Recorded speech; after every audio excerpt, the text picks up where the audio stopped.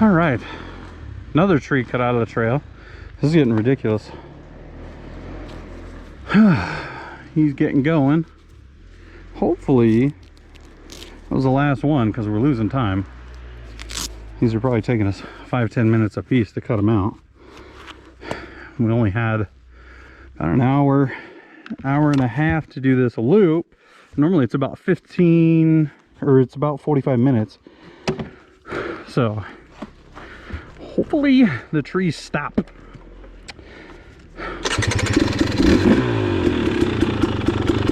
Don't have a ton of extra time here, but, which of course is when we come across trees.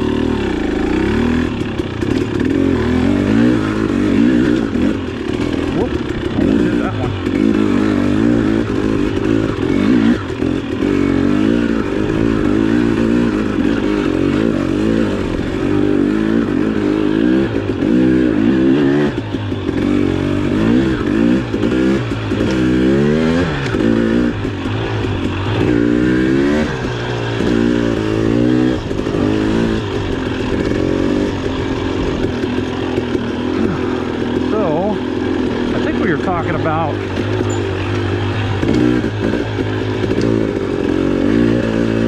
being stewards of the forest a little bit when we're riding.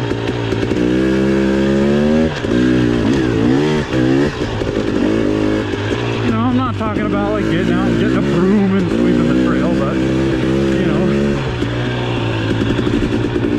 not necessarily a bad idea to pack a saw. Make sure you have a spark arrestor, that's a big one, you know. Especially up here, we just are in a nasty fire season. I think it was Labor Day weekend. You know, you're talking about, I think it was 80 or 90 wildfires were started in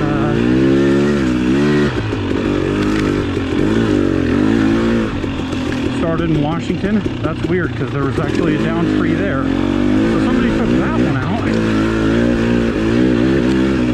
They didn't take out those other two. That's funny. But yeah, there's 80 or 90 wildfires in Washington over Labor Day weekend. You know, I'm sure those all weren't motorcyclists. But well, some of them had to be. That's just kind of reality. You know, make sure that we aren't doing that, because if we are, eventually we're, you know, it's like being a bad house guest. Eventually we're not going to be invited anymore. You know? Make sure you get your spark arrestor.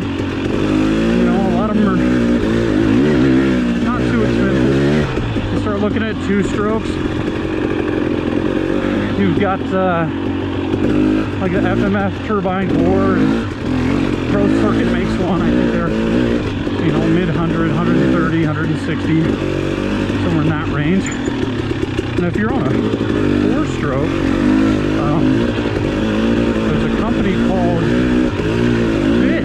Fishmoto, F-I-S-C-H, I believe. And they make like a slide-in screen, nice stainless slide-in screen that's U.S. Forest Service approved, and comes with a collar and set screws and all that sort of stuff. I actually have one of my, I have a YZ 450F of 2020, and that's what I put in it. You know, just make sure that you're running one. You know, take care of the woods. Doesn't mean we all want to be out here. So, you know, there's a giant liability on your part, but on top of that, you know, the fire shut it down for everybody else. We just had a DNR lockdown for a week and a half in Washington, which actually wasn't too bad time-wise. I think last year, the year before, I want to say it was several weeks long. and this one was a week and a half. So just be mindful of what you're doing, you know. Have fun, don't tear stuff up, be courteous too, you know. But yeah, that's you know, what you should be doing. So we're just out here riding. It's not too bad. Later in the season, it just rained a little bit this morning, not a ton, but a little bit. Cut down on smoke, cuts down on dust a little bit.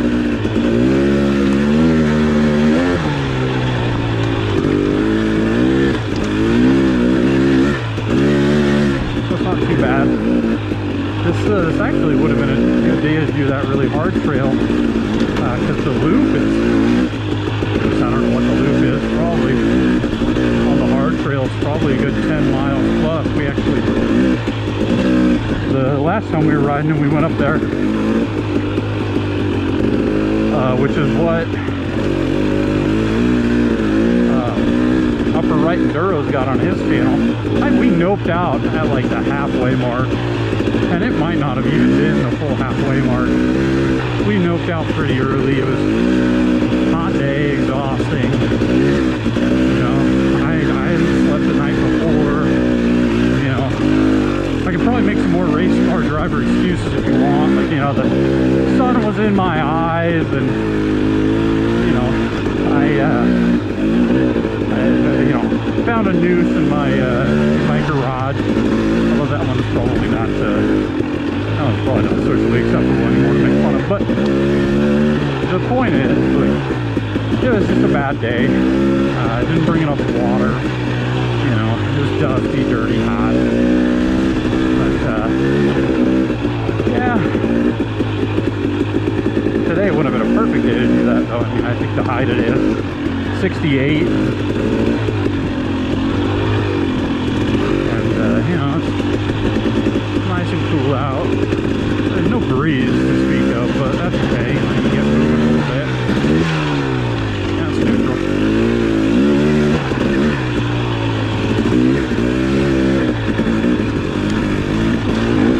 Now, you need to get better about standing up.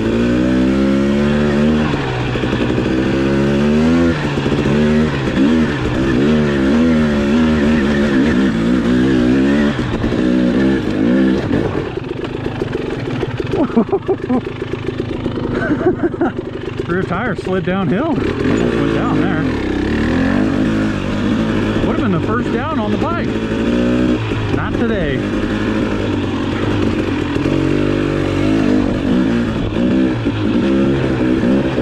Yeah. Tire got in that little downhill groove, and yeah. Decided she didn't want to go where the front was going. But that's okay. Saved it. Wow, there's a lot of down tree. That wasn't there last time. It's actually kind of cool because I know this trail relatively good from the other side, but it really is just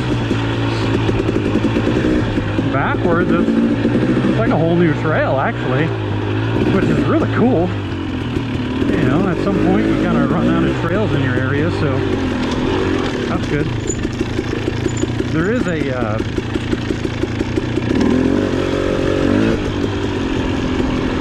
trail that we're gonna probably go on. Gosh, I hope we can get to it this season, but we may have to wait till next season. That's like actually a complex that's not very far away from where we go up here, and it's by a little town called Cusick, and they have I think four trails, one of which kind of connects into this and into another trail system called the LPO, or Little Ponderay. And yeah, so that'd be cool to get on that, because I think the LPO has got about 40 miles of trails, and the system is called the Beatty Bold, which I think technically this is part of the Beatty Bold, but it's like an unconnected part. You know. But yeah, they've got some nice trails. We were doing some just hand trail maintenance, you know, silky saw and axe and stuff last weekend during the closure on some property that we have up here. And while we were up here doing trail maintenance, we swung by the entrance to the Beatty Bold trails. And, yeah, it's some nice looking trail. There's a nice little parking spot. You know, hopefully if we do go, hopefully there's, you know, some people there, because I don't necessarily like leaving my truck and stuff in a parking lot where there may or may not be, you know, unsavory people might show up and decide that my gas can, or, you know, decide that my gas can needs to be theirs, or decide that my windows would look better smashed or something like that. You know, you do unfortunately nowadays have people who don't really respect other people's stuff. But yeah, hopefully when we go, there's some people and we don't have to worry about that too much. But the trailhead, there's 4 trails. I think 2 of them are, don't quote me on this, I think there were 2 of them that were intermediate difficulty and 2 of them are moderate to extreme, or moderate to hard, or whatever they call it. I can't remember. But yeah, it'd be interesting to see what that's got to offer and go from there. You know, could be a good riding spot. I know that we're gonna probably do that. I'll probably have some video of there's a set of sand dunes down at Moses Lake. We'll probably go down there at some time this winter, try and get some footage of that. I'd love to go and get some footage of Juniper, this sand dunes down by the Tri-Cities, Washington, which would be Pasco. The one of the 3. Try. But Pasco is the one that technically Juniper Dunes is part of, and I've never been down there. I've been to the Moses Lake Dunes, which I can't remember the name of right now. And then probably do those at some point. There's a big set of dunes called St. Anthony's over by Ruxburg, I think is what it's called, Idaho. That I'd love to go to as well, but that's a little bit of a drive. I think it's, don't quote me, 6-8 hours from where I live. So, I don't know. We'll see. We'll have to see how much the group likes it. I know Jess and my brother haven't been duning before. Well, I think my brother has been on a 4-wheeler. I think we went when we were kids, but we'll see how much they like it before we start getting too dedicated to going on any sand dune trips. You know, because they're not bad. I would say Moses Lake, you really don't need a paddle for. Especially if you go later in the year when it's a bit wetter, get some rain. You know, the sand's pretty good pack at that point. You don't have a lot of traction problems. I would imagine the dunes at Juniper are the same. You know, pretty good pack as long as you're going later in the year, kind of November, late October, November, December. Somewhere in there. Oh, somebody went off that corner. And, you know, those I would imagine you don't need a paddle for. I've heard the one at Ruxburg, you do, just because they're so friggin' big. And I've seen photos of them, you know, they're pretty big. you know, there. So I don't know. We'll have to see how they go and see what the group thinks about going sand duning. Kind of keeping my 450 for it. So we'll have to see, because as much as I love my 300 2-stroke, like, nothing really beats blasting a big race bike up a sand dune. They just climb awesome, the big 4-strokes, you know. You just pick a gear and get it. Jesse likes to say they make you lazy, which honestly is pretty right about. They make you lazy as far as picking a line and picking a gear and dedicating yourself to getting momentum, because for the most part you can just pick your gear and get rid of the twist of the throttle, and if it's not enough, as long as you can get traction, you can accelerate up anything. You have power everywhere. Used to be one of my favorite things to do was go to somewhere like a 7-mile ORV park in Spokane, Washington, or Spokane, and you go to 7 Mile and wait until everybody's looking at you, get at the bottom of the hill, put it in second, climb on top of the tank, and just rip. You know, starting from the very bottom, right at the very bottom, you know, people look at you like you're crazy, like that guy's never gonna make it. And as long as you can keep the bike underneath you, you can grab another gear going up if you want, or don't, doesn't really matter. But yeah, just keep the bike underneath you and go ripping up it. That used to be a lot of fun.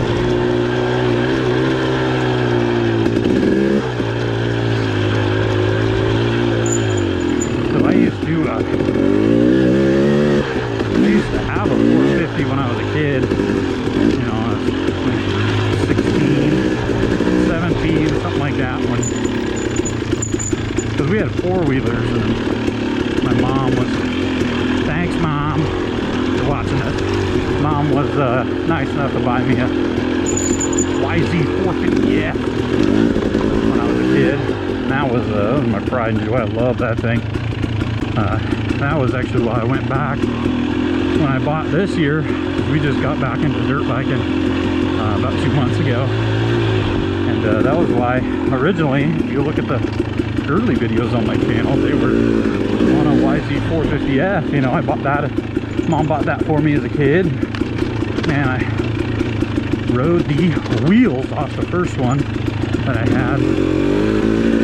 You know, and actually it ran. I got rid of it probably, I got rid of it in probably 2014, something like that. And man, it was a sweet bike. I love that thing. But you know, that's what I used to do, come home from school and go riding. But yeah, that was why I bought a 450 to begin with, which is a great bike. They're great for blasting around logging roads, and obviously take it to a motocross track. I will say that the new bikes, you know, the last 450 I had was 2000, well, the only 450 I had, 2005, I think, model year. And it's just, the new ones are monsters. I mean, I don't think they have a ton more power. I think maybe have, you know, 10 more horsepower or so. But there's just something about the new ones, the way the power is delivered, the way they rip and stuff. But they flames out a lot easier than I remember my first one flaming out. And man, they are just murderous. They are very murderous. I don't know if it's because, my guess is the fuel injection has a lot to do with it. It means they get really good power everywhere. And I tried the tuner app, you know, I was able to tame that down some, but they're just very murderous. You know, they like to try and spin the tire. I mean, that 2020 I have, You know, if you're anywhere near half throttle in any gear, rear tire's spinning out. So, you know, it's just a lot of bike. They're super fun though. I mean, the rake on them is great. You can tell that they're made for a motocross track and just hauling. You know,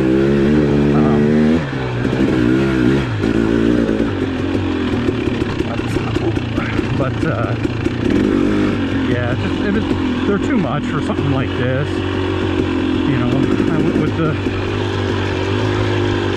you know, old man lazy 300 two-stroke, you know, Husqvarna, but essentially they're all the same thing as a KTM 300 XC. And yeah, you get the TPI. The thing is really good off the bottom. I'll be interested in riding my brother's to see kind of how the power delivery is, because a lot of people say that the TPI actually made the power delivery on the bottom end a lot more gentle compared to the carbureted bike. And my brother's bike is, I think, the last year of the carbureted, so it'll be interesting to see kind of how the carbureted bike does compared to the TPI as far as low RPM power.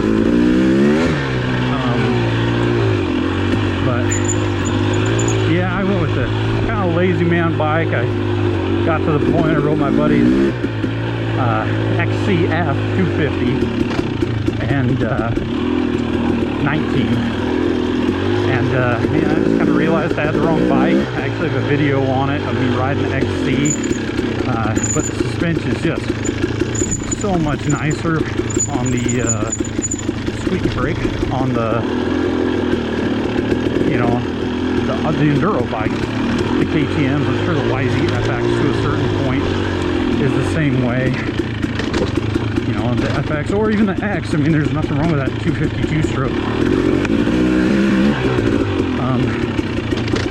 But you know, I just kind of figured out I got the wrong bike, and luckily I have a wife that's more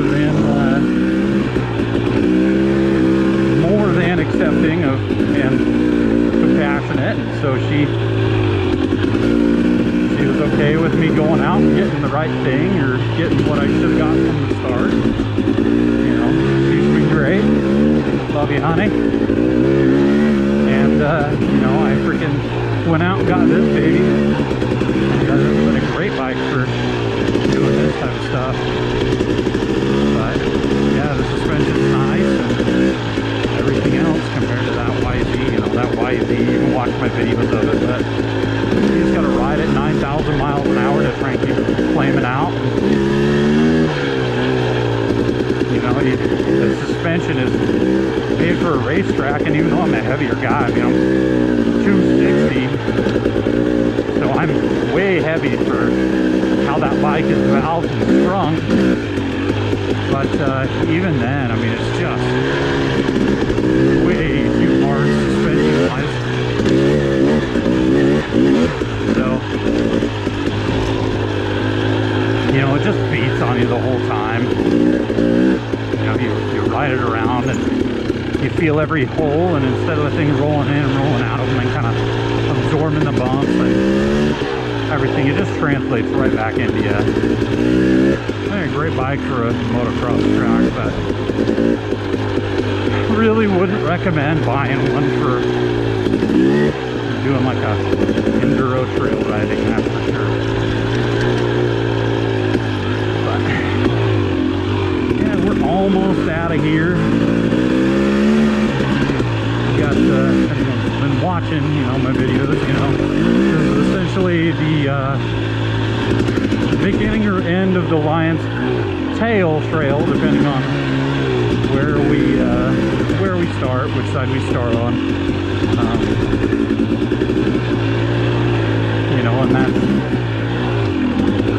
you know, kind of one of our easier warm-up trails. This is one of the nicer trails. I'll probably eventually I'll bring my brother back here, and you know, a couple rides in, getting him a little bit exposed. I would be a lot more interested in doing it at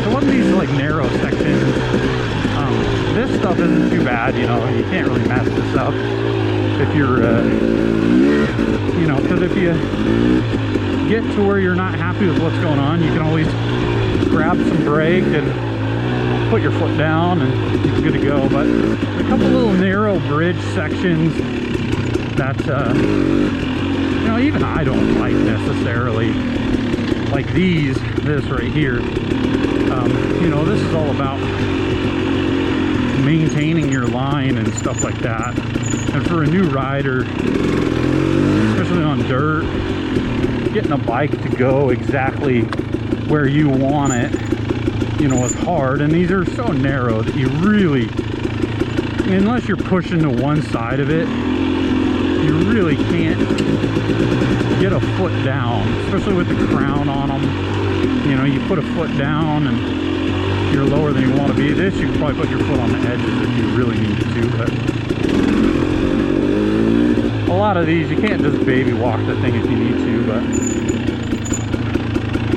so eventually you'll come on this. But I love that little bridge over that creek though. That's so cool.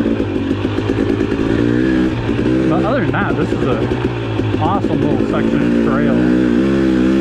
This is actually when we got back into riding, because I hadn't probably ridden dirt 10, 12 years, something like that. And when we got back into riding, we bought those bikes brand new, and I ran my, Jesse ran his XC, and I ran my 450 down here. This was, I don't know, we had probably all of 7 miles on them, and we did the whole loop. And yeah, it was a little much. Alright, well, we are just about out of here. Oh, there's Jesse. Alright.